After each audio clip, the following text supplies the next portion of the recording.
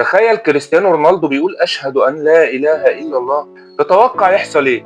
كام مليون هيتأثر؟ هو لسه ما أسلمش، بس تعالى شوف مواقفه. كريستيانو رونالدو نجم الكرة الأول في العالم ما بيشربش خمور، رغم إن شركات كحول بترعاه، وده أكده بنفسه أكتر من لقاء. فقدت والدي بسبب الخمر ومش هشربه أبدا. في مونديال قطر 2022 وقت الأذان كان واقف ساكت، احترام كبير والعالم كله شاف ده. في السعودية بيعيش وسط مسلمين وبيتكلم عن احترامه لتقاليدهم. حتى في رمضان رفض ياكل قدام زمايله الصايمين. ناس كتير ربطوا صورة ليه مع مصحف، لكن مصادر مقربة نفت انه اسلم. لكن كل تصرفاته بتقول في احترام عميق.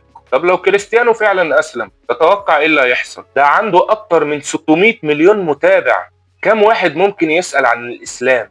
كم شاب ممكن يدور على الحقيقة؟ لو نجمهم المفضل قال لقيت النور في الاسلام. الاسلام مش محتاج مشاهير، بس الشهرة لما تحترم الحق بتفتح قلوب ناس كتير. مش لازم تكون نجم عالمي علشان تأثر. كلمة منك، تصرف منك ممكن تغير حياة حد. خلي طريقتك في الحياة تقول أنا مسلم وأنا فخور.